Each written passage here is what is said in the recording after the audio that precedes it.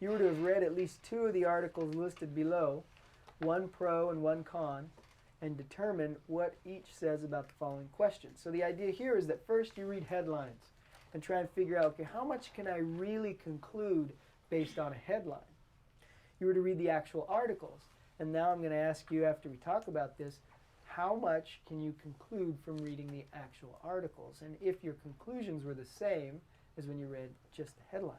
So you were supposed to read the article and determine what it says about these questions: why acrylamide is harmful, what individuals need to do about their intake of acrylamide, how acrylamide is formed, what experiments did the source use to determine the effects of acrylamide, what group, organization, or people wrote the article, and then to list the main conclusions of the article. So I don't know which ones you chose, but I chose number 2. So using the second article as an example, some of the answers might include the following. Why acrylamide is harmful? Well, it said in there, acrylamide is known to cause cancer in laboratory rats and mice.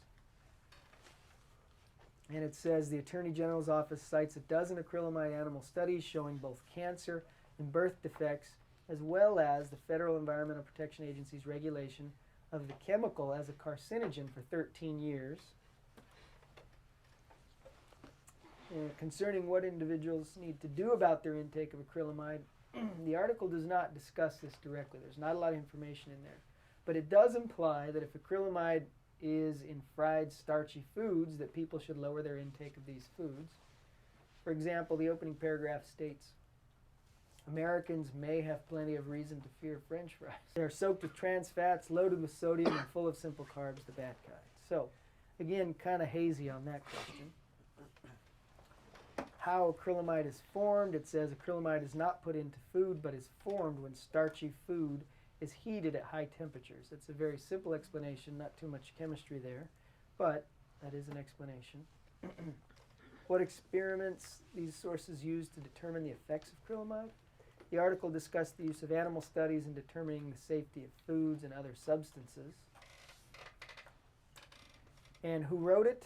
Well, the article was written by this author who appears to be a writer for the business section of the New York Times. The main conclusions were basically that we don't know. The jury's still out on whether or not acrylamide in fried foods is dangerous to humans. From the business perspective, it is premature for California to have acrylamide listed as cancer-causing substance on foods until more studies are done. From the Attorney General's perspective, California state law requires that substances known to cause cancer be listed on food regardless of the source of the material. So, that's kind of, if I were you, that's how I would have done that article, is to go through and pull out that information to answer those questions.